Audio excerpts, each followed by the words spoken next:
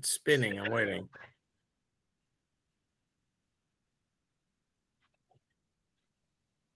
You're good to go, buddy.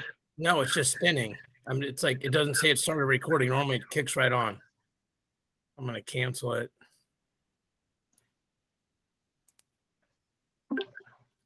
Ladies and gentlemen, this is David Mirikitani, along with Grant Turner, Mark Ostrander. The boys are back. We are weighing in, brought to you by USA Wrestling, the national governing body for wrestling in the United States, and by Nike Wrestling. Go to athleteps.com for all of your Nike and USA Wrestling branded gear.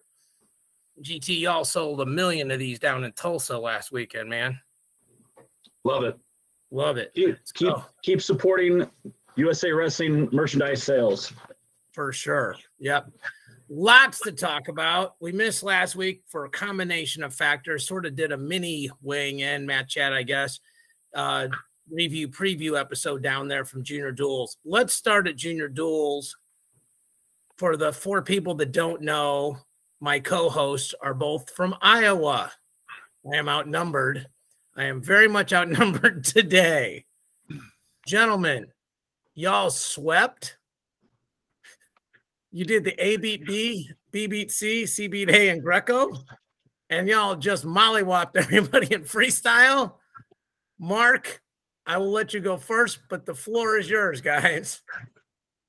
Well, that was probably one of the better teams Iowa's been able to put together in a long time. And listening to their coaching staff, in the past, they had to ask kids to be on it.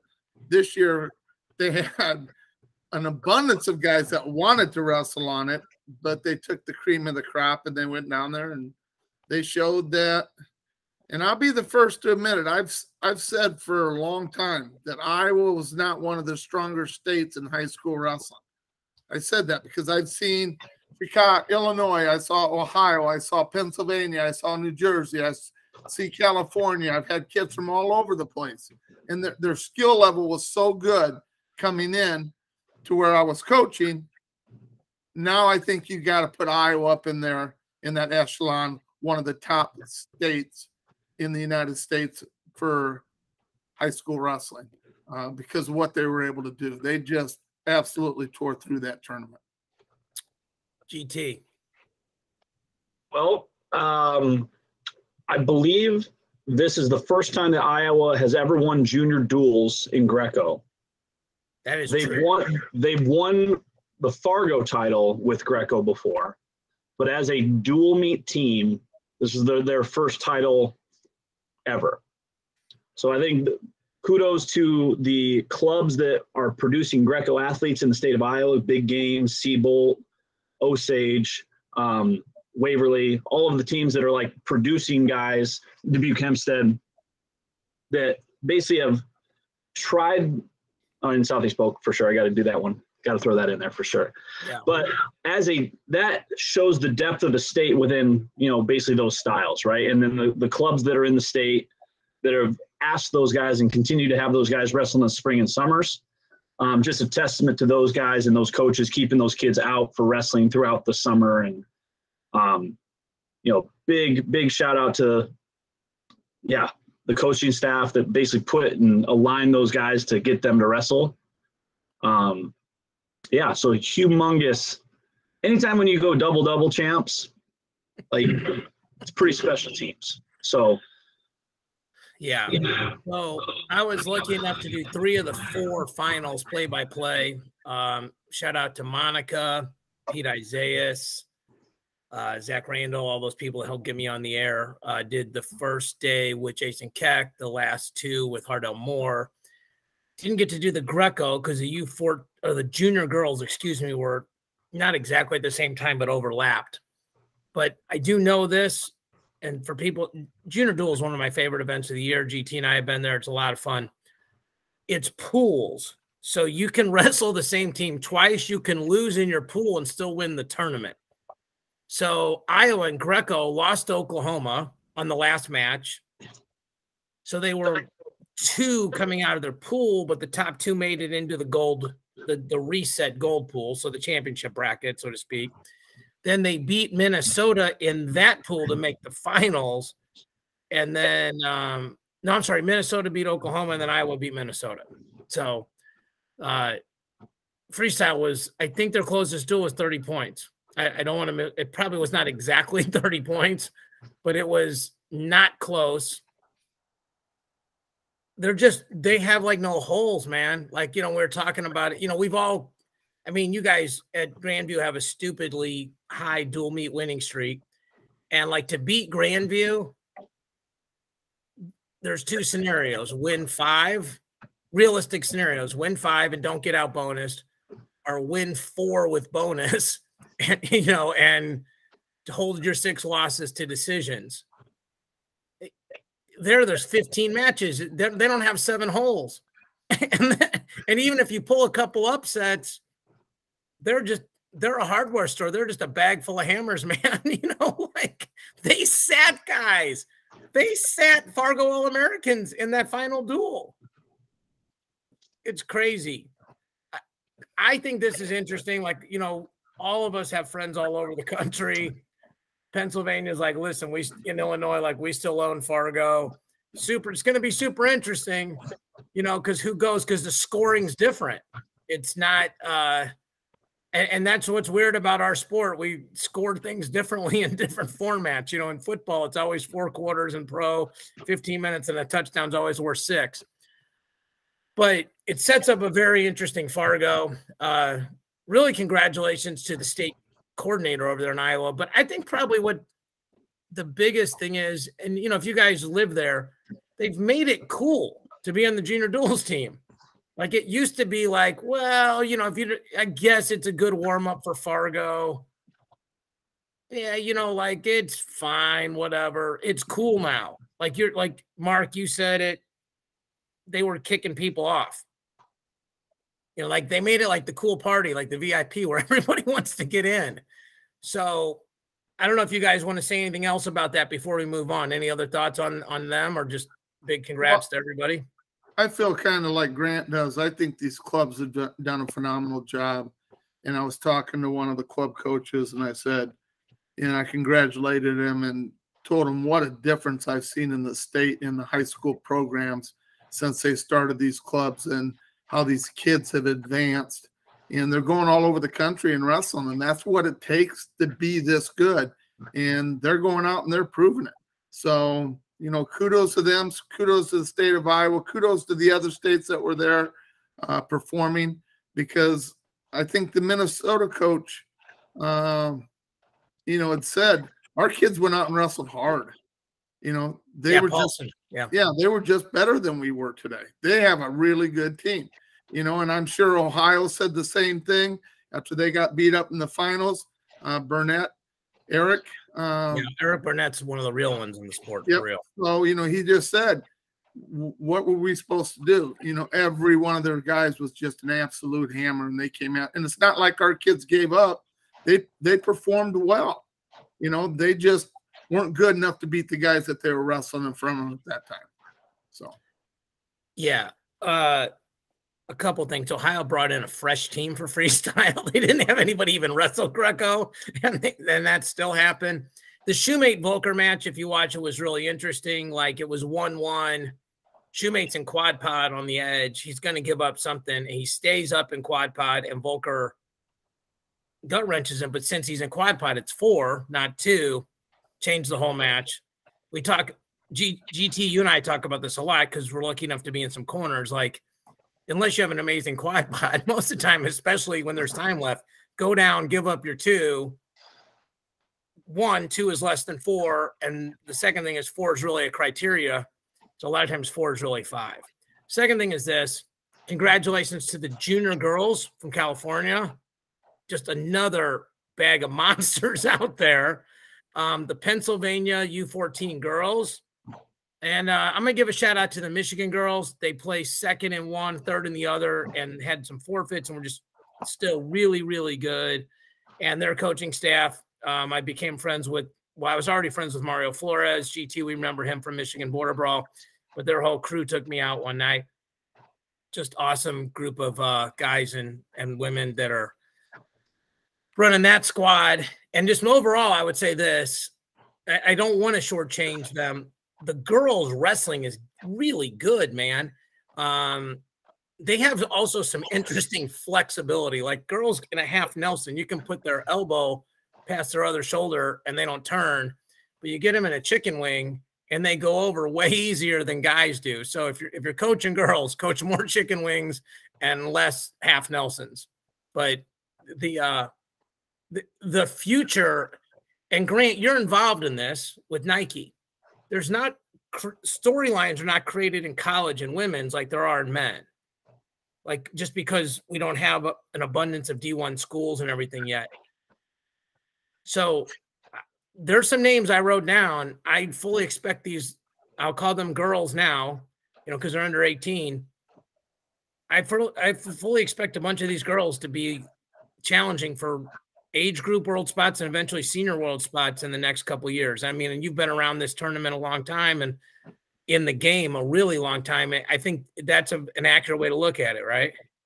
Yeah, I think, especially now, like with women's wrestling expanding even further with sanctioning of women's high school athletics.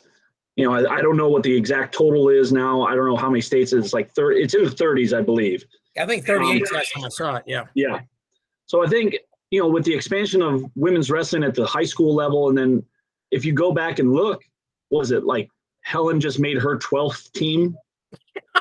So like as these girls do like the cadets and juniors and U23s and on their way up to the senior level, I mean, you can see the girls that have made those teams continue on and make, age group category teams, the Kylie Welker, Emily Shilson, Emma Delore, the girls that were on the junior team a year ago, moving on their way up, vying for senior level spots as young as, maybe even the Blade sisters, like high school girls that have made Olympic trials finals, things like that. So to your point, yeah, the storylines will start to develop as they go into their collegiate roles or even into the international scene.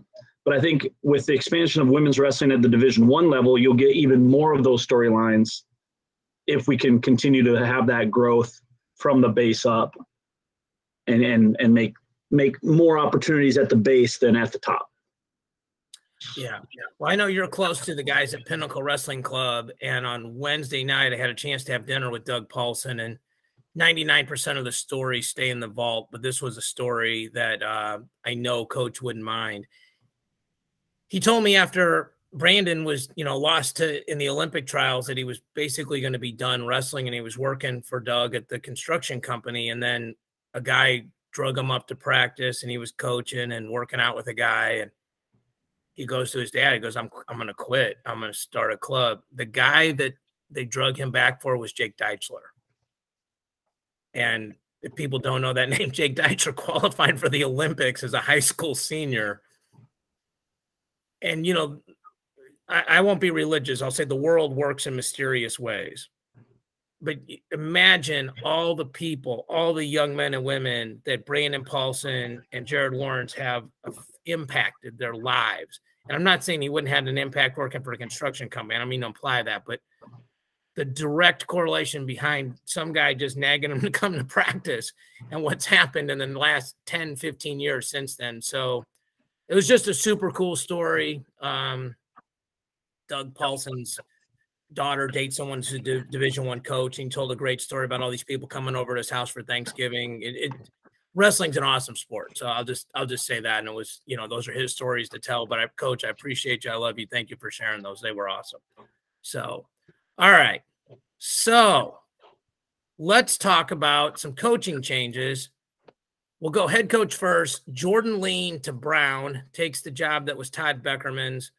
Ivy League school, very respectable programs, had a couple All-Americans here or there. Jordan Leen comes from a coaching tree that Mark Ostrander and I are very familiar with Mark Leen, who was the coach at Garden City. Marco, I know you've seen Jordan wrestle. He was a national champion for Cornell. What do you think about the hire? I think it's a good hire. I think he comes from, obviously he came from Cornell. So he knows what it takes to get into the school, what kind of athletes he needs to recruit. And that's the hard part, especially when you get in the Ivy Leagues, being able to recruit kids, no scholarships. So he has a background in that. He understands it. And I think that's where you have to start. I think he'll bring in some very quality kids. And I think he'll be a good coach. He was fun to watch wrestle. Wasn't the greatest wrestler I've ever seen in my life, but had that drive and that will to win. And that's what it takes. So kudos to him. He's pretty dang good. I mean, yeah. I think he's a national champ, right? Or national runner-up. Yeah. But he wasn't really projected to win nationals. He wasn't in that top tier conversation at that time, and he went and proved it. So, that's what I like about it. Yeah. GT? Yeah. I mean, I think those are Mark's right on. I mean, I couldn't have said it any better than that. I mean, 1,000% correct. So GT, I'll start with you. Oregon State, Illinois, Oregon State are making changes. Imar goes from Oregon State to Illinois. So Illinois now has Poeta, Hunter, Ruth, Imar. They did a bunch of social media about that, about how many national finals, Big Ten finals, national championships. And Josh Roden, who you and I are very familiar with. I spent some time out there with him telling some JUCO stories that are definitely staying in the vault. He goes from volunteer to assistant coach, and they have not announced who their volunteer is, but they told me who it is. I don't think it's public yet, so we'll talk about that when it comes out. So GT, I'll start with you. Let's just talk about Illinois, because right now Oregon State doesn't really have a change yet per se. They're just -1. Imar back to Illinois. That's where he sort of became legendary, won that national title his freshman year with his dad having cancer and everything else, that legendary run. I'm always the same about Illinois. Can they recruit in-state kids? Because if they can recruit in-state kids, they could be really good. What do you think about that? Well, I got a chance to talk to Mike on the phone, and one of the cool things that I think about their staff currently, and this could be a really fun nerd game for the people that listen and or the two nerds that I talk to every week about wrestling, is their staff has the best credentials of their collegiate careers combined than any other staff at Division I.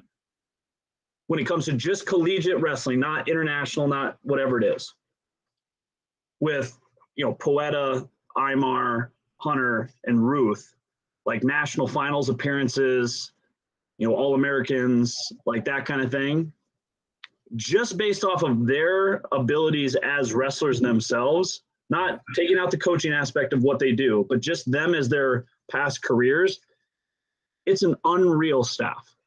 Right. Unreal staff. That's interesting. They made a big point about it, so I'm sure they double-checked it. Right. I think if you put Jake Varner on the Penn State staff, they probably pass him because Kale's got 4 and Varner's got a couple, so. Well, yeah, I mean, as far as titles are concerned, I don't know, but it was like, well, Casey was a dog in his day. Yeah. Cody's a dog as well. But it was funny when I was talking to Mike about it, and he was like, he was joking. I mean, of course, and and I don't think he would be upset if I said this. He's like, I might be the worst guy on my staff. As far as the whatever credentials. Yeah, everybody else won a national title, right? Yeah, so it's like, it was funny because we were joking around about it and just how excited he was about having Imar back in the fold at Illinois.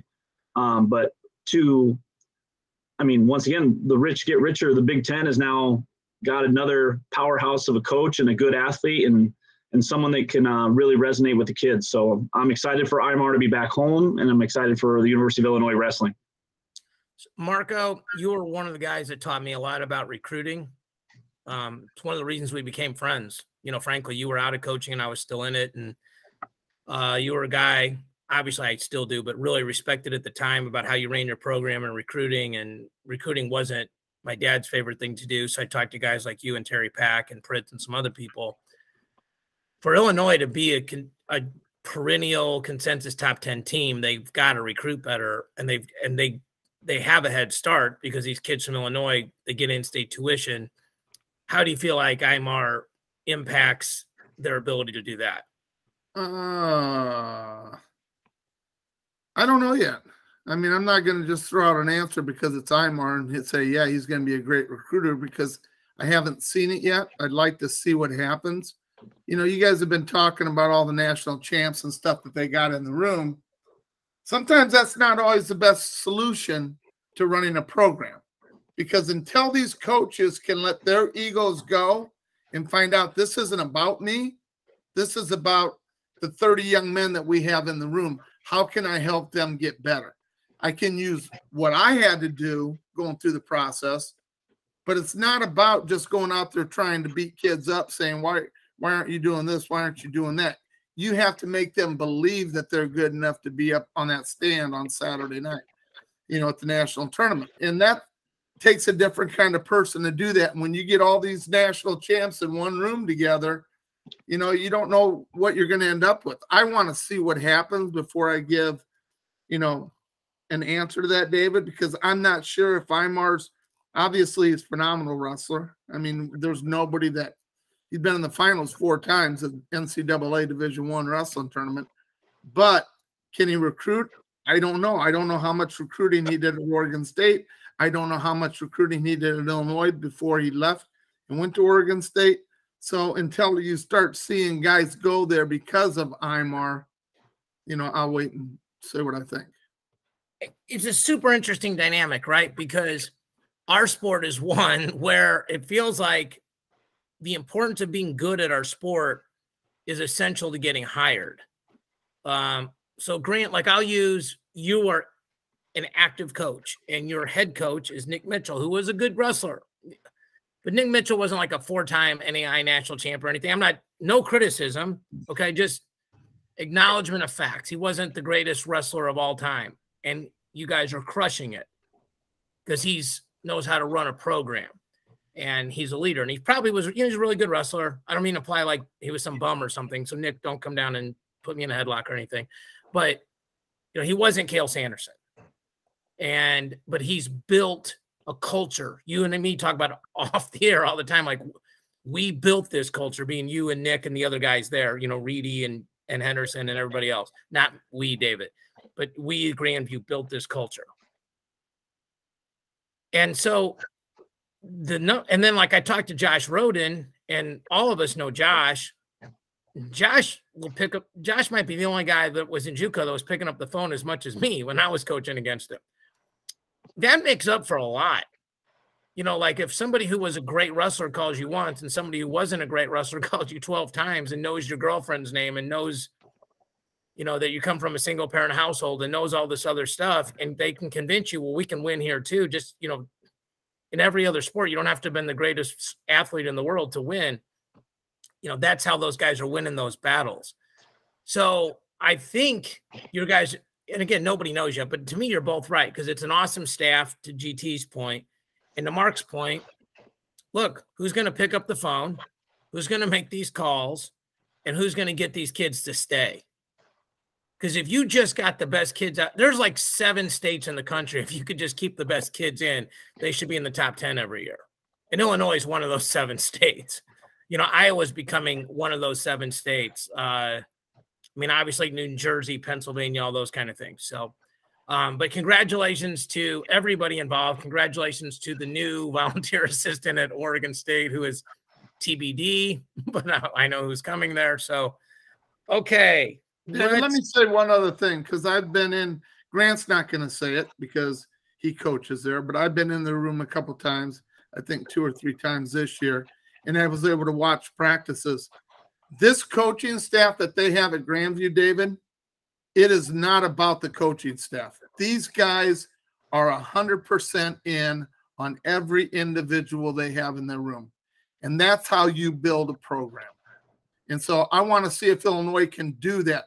Can Ed Ruth go all in on the kids that he's working with and forget about Ed Ruth? Forget about the other things he did and how good he was. Can he get these kids to that level where they believe that they're that good? I know Kel's done it. Kel doesn't talk about being undefeated in college. He doesn't talk about being a 4-time national champ.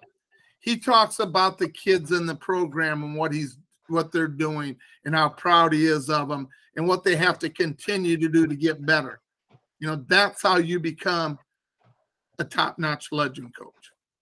So GT, you owe Mark $20 for the compliment. I think as all three of us have coached at the collegiate level, I think we all resonate on the same path as coaches. And once again, to each and everybody's credit, like, yeah, we're all, decent enough at wrestling that we know how to do things within the sport. And I think also having that level of technique helps you, basically convey that message to the athlete and then making it about them. And not to suggest, and once again, I know that Mark's not suggesting that these guys have that. I mean, once again, we all still beat up people. Like that's, if we needed to go into the restroom room, we could all do that. Yeah. Whatever we needed to be able to do. But yes, I think all in the essence of coaching, yes, it's about the athlete. It's about what we can get out of them. And I think that's what a lot of these guys still try to be able to do no matter what level it is, Division I, Division II, Division III, NAI, JUCO, women's, club, whatever it may be.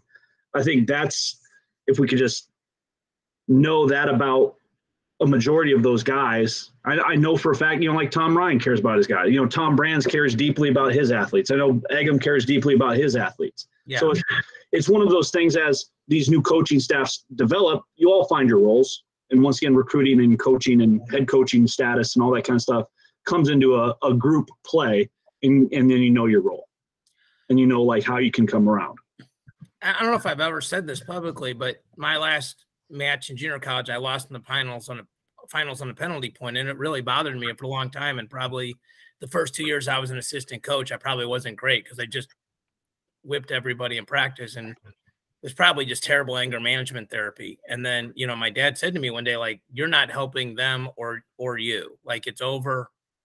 You got to decide to be a better person and a better coach. And you guys all know my dad, and A, he's a good person, and B, he's a fairly scary human being.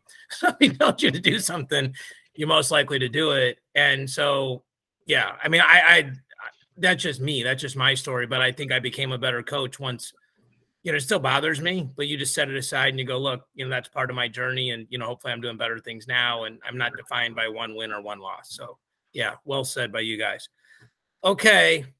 So Matteo Pellicone is going on right now, which is the tournament in Italy. We're just going to kind of go broad strokes on this. And GT, this is one of the main. You've been great, but especially in the summertime, this is your wheelhouse. I'll try to set the table and you can fill in the blanks. I just had Thomas Gilman on Matt Chat yesterday. One, he was great. Please watch it. But two, we're talking about the ranking tournaments. And Matteo Pellicone is a ranking tournament. He mentioned there's one in Tunisia coming up after that, and then Poland. And they're not always concerned about hitting all of these. Here are some of the changes. Instead of seeding 4 at the World Championships, they're going to seed 8. And they're going to do balanced brackets. What we mean by balanced brackets were, it used to be if there was 24 guys, there'd be 8 on one side and 16 on the other. Balanced brackets are what we're used to in America, where you separate the buys. So if there's 24, there's 4 buys on the top, 4 buys on the bottom. And probably like in open tournaments are random. Here, the top 8 seeds would get a bye, I would think. It's because there's no wrestle back points. You're either trying to make the finals or hope your guy or girl, but in men's wrestling, your guy makes the finals. So Greco was yesterday. We're recording this on Thursday.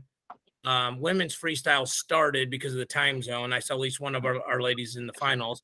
We'll cover the rest of women's and the rest of men's freestyle next week. But Schultz took 5th. Nowry took 3rd. Everybody else DNP'd. So GT, maybe just talk a little bit about, correct me if there's anything I said wrong, and if not, maybe just elaborate a little bit on just broad strokes on the point system and how it works. Yeah, so the goal of the United World Wrestling at the World Championships is to separate out talent based off of whatever weight class that you're at. So as you go and wrestle at whatever specific weight class, you accumulate points at continental championships, world championships, and the ranking series events located all across the country and the world and all that other stuff. A majority of the ranking series events are held in Europe based off of travel for both, the Asian countries, African countries, European countries, and the Americas then can travel to Europe fairly easily for ranking series events. So as that continues to be, and I've used this analogy before with other conversations, is think of the ranking series as your major championships in golf or the major championships in tennis. You want to try to bring all of that talent together for a couple of tournaments throughout the year. You know, the Uregan, you know, like where these are like the Pellicone has been a ranking series event for a long time. I believe the one in Tunisia is a newer one. And I believe the Poland ranking series event has kind of been around for a little bit. So as you kind of build these majors, as I'd like to call them, you get showcase matchups throughout the year rather than having kind of, I would say, lower tier matches, and then you maybe get lightning in a bottle for 3 matches out of 24 at the German Grand Prix or something along those lines. Yeah. So as that point system evaluates itself, that will then determine your ranking within the world and then separate you out at that weight class. Now, for instance, use this example for Hajj Aliyev, Azerbaijan wrestler, been wrestling at the top of the mountain for a very long time, but he's bounced around weight classes from time to time. So all of a sudden he'd be at 65, he went to 65, wrestles a whole bunch of matches, then he decides he's going to go 61 for the world championships. He's accumulated 0 points at 61 kg. Therefore, he's just basically another wrestler. Even though you know that he's really good, he's accumulated. He's just drawn in. And once again, that happens all the time as wrestlers have gone from non-Olympic to Olympic weight classes, and then they have to separate out for Olympic weights. So if you've been wrestling at 70 or 61 kg in our analogy, and you decide to go to 57 or you go up to 65, you're drawn in. You've spent 3 or 4 years or 3 years at 61. It accumulates you 0 points for that qualifying for the Olympic World Championships. So like in Nur Sultan, that would have been the qualifier for the Tokyo Olympic Games. If you had been at 61 and you were world champ, congrats. You did nothing for your points in order to qualify your weight class or anything like that for the Olympic Games in Tokyo. And for people that aren't hardcore freestyle followers, the reason why that is 61 is a non-Olympic weight, where 57 and 65 are. I know we all know that, but just we're trying to catch people if that's the case. So it's a great explanation, man. So Mark, you know, obviously you and me are not as deep into this as GT is, but there should be some really good scraps. I will tell you this, you know, because you guys are both Iowa guys. Gilman said yesterday, well, it was a very interesting conversation. He said, number one, he doesn't think that the Russian athletes should get punished for what their government is doing, because the reason why they're not being allowed to come to the World Championships is the Ukraine situation. Same thing with Belarus. He said if they get punished, they should get punished for doping, because that's some stuff that they're actually doing wrong and choosing to be a part of. In my opinion, it doesn't matter, but I agree with them, because, I mean, that's how boycotts happen in entire countries, and people that work there, you know, like Lee Kemp is always the guy that comes to mind to me. That's past most people's memory, but, you know, was the best guy in the world at his weight and never got to go to the Olympics. But as guys that love wrestling, you know, Greco, freestyle, and women's, it is cool to see these ranking tournaments, right? Yeah, I agree. I mean, you want to see the best wrestlers wrestle. I mean, that's kind of what you're out there for. You know, if you ask Kyle Dake, David Taylor, Jordan Burroughs, do they want to wrestle the best guys, or do they just want to win? They want to wrestle the best guys. I mean, that's what they're there to do. And they want to win, but winning comes second. It's more important for them to go head-to-head with the top-notch guys and beat them, because that's what they're there for. It's not the gold medal. It's not the fame of being called a world champion. They all are world champions. They still want to wrestle the best guys. They want to push themselves. So, yeah, Gilman reiterated that, like, anytime, anywhere, any place. Talked specifically about wrestling Ravi from India. I know he'd be happy to wrestle Ugiev again. So we will update those. And to use Grant's analogy, it's a point system. So I'm sure USA Wrestling and other media sources will sort of update where we are, we being our athletes. What is important to understand is, like, I think this is not in any way an insulting statement.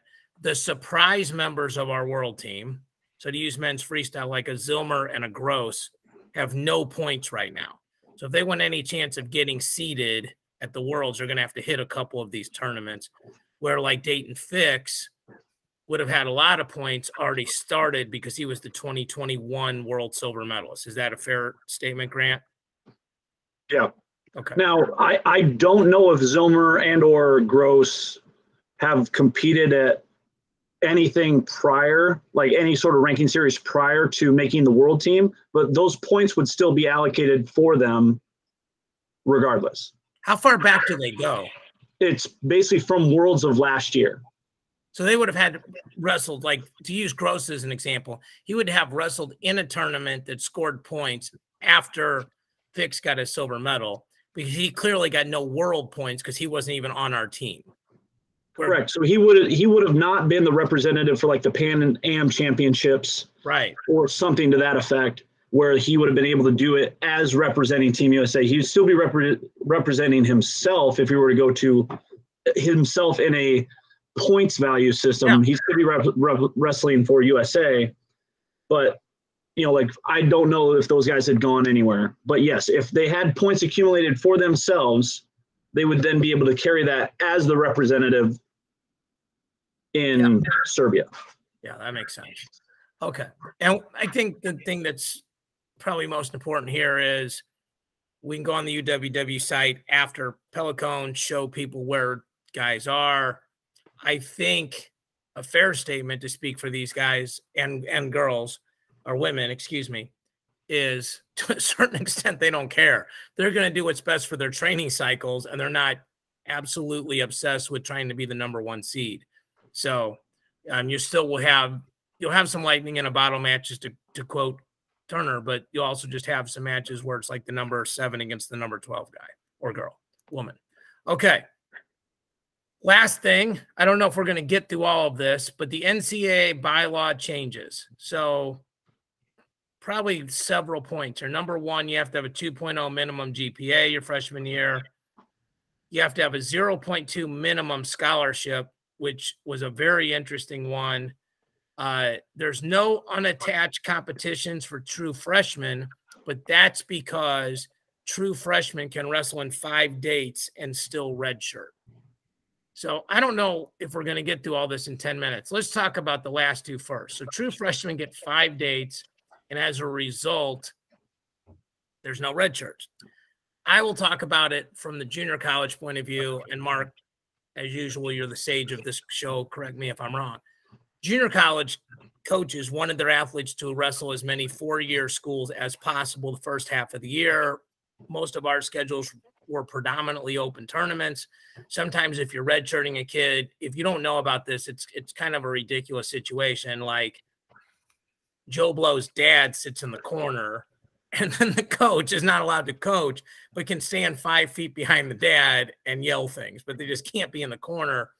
And probably more dangerous and ridiculous is the athlete who's in red shirt has to pay his own entry fee, has to pay for his own travel, pay for his own hotel.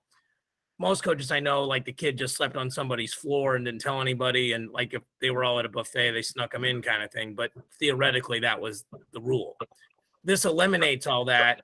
The second part of it, which I think probably impacts like a Grandview and certainly Division I's it's 5 dates. So like to use in your state, when Spencer Lee got hurt and they pulled Ayala out, let's say Spencer Lee, to quote my dad, just had a chicken bite, like just was going to be out for 2 weeks. They can wrestle Ayala and it doesn't burn his redshirt year. So I think in general, they're trying to promote us having less forfeits and defaults and more great competition, especially in dual meets. So Mark, you can go first here. Your thoughts on all this. Well, I like the 5 events that the kids can wrestle in. I don't think there's anything wrong with it. I think it's great that they don't have to pay their own way, figure out their own travel, can compete with their teammates because they are part of the team, whether they're redshirting or not. They're a big part of the team, and that builds a bond for those student athletes. And I think it will keep some of these kids at a school longer than just go right into the portal after their first year. If they see that, oh, I don't think I'm going to ever make the team. you're going to be part of the team. You're going to be out there competing with your teammates. So that part I really like. I know there's some people saying, well, yeah, then we can throw against a good duel. We can throw our true freshman in there and see how he stacks up. I'm not sure that's going to happen a lot. Coaches know whether or not a kid's ready to compete Division I with the top caliber guys in the country, and they're not going to throw him out there before he's truly ready. They're not going to throw him out just to get his ass kicked, David, put it in French. But, I do like that they can go to the, they can go to the Vegas tournament. They could go to the Midlands. They can go to the Southern Scuffle with their team, and they can compete and see what they need to work on. And that's what you're looking at with the young kids anyway. What are we doing wrong? What do we need to improve? We know you're good at this, this, and this, but how are you here? How are you underneath the guy?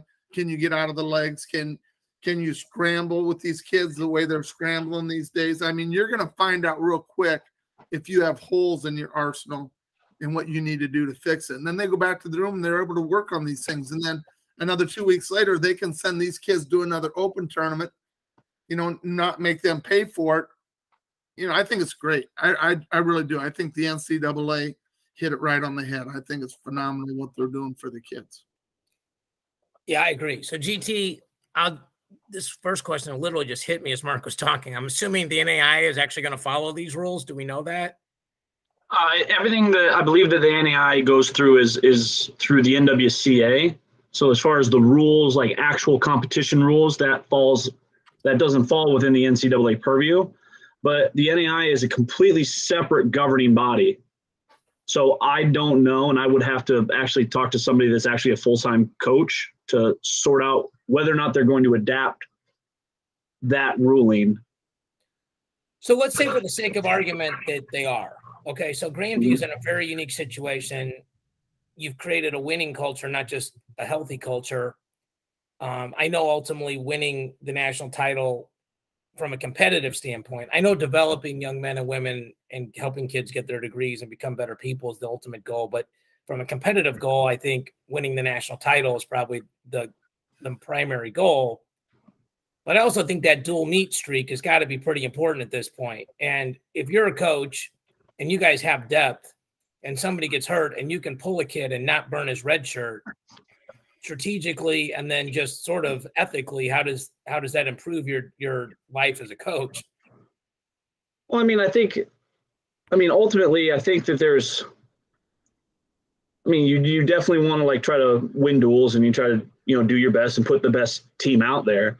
But let's say, big guy goes down and he gets hurt, it's that next man up mentality that you try to find in your team or whatever. So it's like, hey, we've had, and anybody that can be a part of a wrestling team knows, hey, some guy goes down and he's one of the best guys you got, or if he's the guy that's in front of you, it's your opportunity next. So whether that be a red shirt or a backup or, whoever it is it's going to be able to step into that dual meet role, I think it's good for the athlete to be able to know that you're not going to be penalized or lose a whole year if you get an opportunity. Yeah. Whether that be for, to try to win an event or, win a duel or whatnot. But, I think it's one of those things where as you look at the athlete's perspective, you want that opportunity, right? All of a sudden it's hey, Mark goes down, David's it. It's okay, well, that's one of my shots. Maybe I get to go wrestle somebody that's a super tough athlete, and I get to wrestle Carter Starachi at home in front of my family and whatever. And that's I got my number called. It's a really cool moment, and it also doesn't make it so that the athlete gets penalized for that opportunity to help his team, if that's what the coaching staff determines is the best course of action for that athlete. Yeah, number one, you got it absolutely correct, and I'm Mark's backup.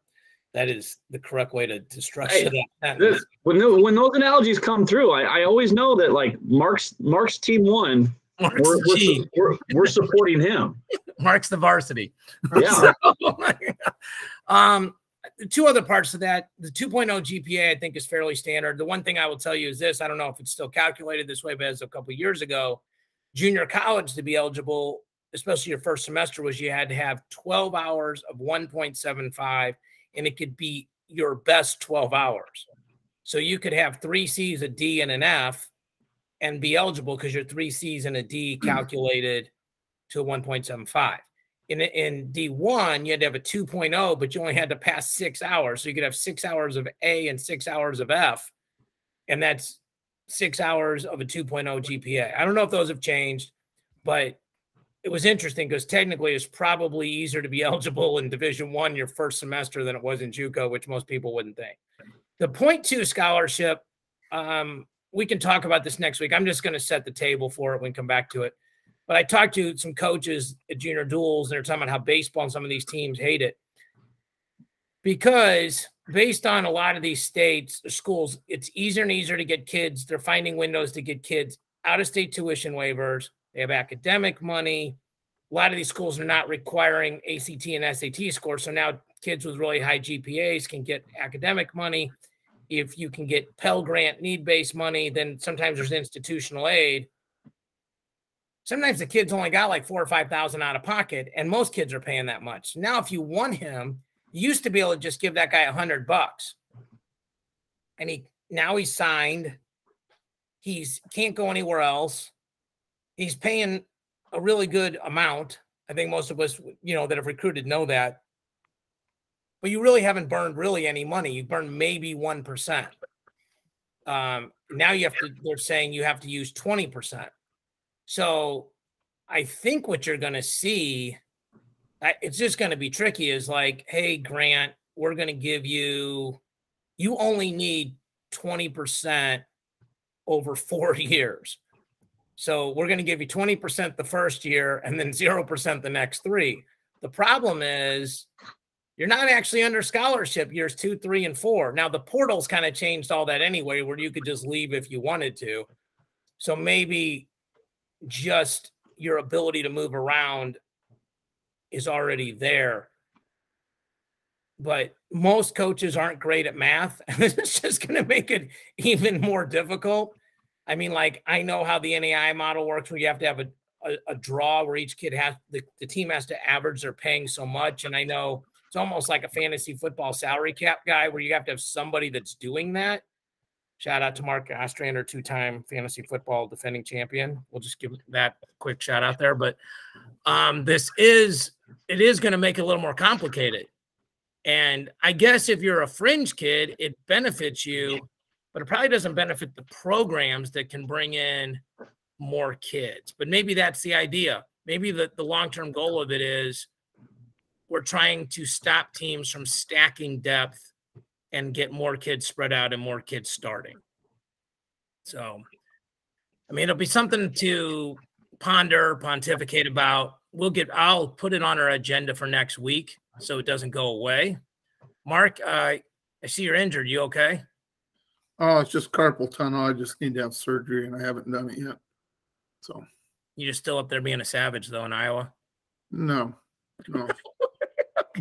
Not even close. I teed you up, man. You were the varsity. I'm not savage. No, not anymore. All right. We didn't talk last week, so Mark, happy Father's Day. I'm happy to be friends with your kids and family, and thank you for that. GT, I saw you got to spend Father's Day with your pop. I got to spend Father's Day with mine. Wrestling dads are pretty freaking awesome. They're a lot of what drug most of us into the sport. So I think we will collectively say happy Father's Day. And I will say happy early birthday to my dad, which is 5 days away. His birthday will be before we come on next week. The guy is going to be 79 years old, I believe. And 79 years old, and probably can outrun most of us still. So happy birthday, Pop. Love you. For Mark, GT, I'm David. Thank you guys so much for watching and listening. We'll see you all next week.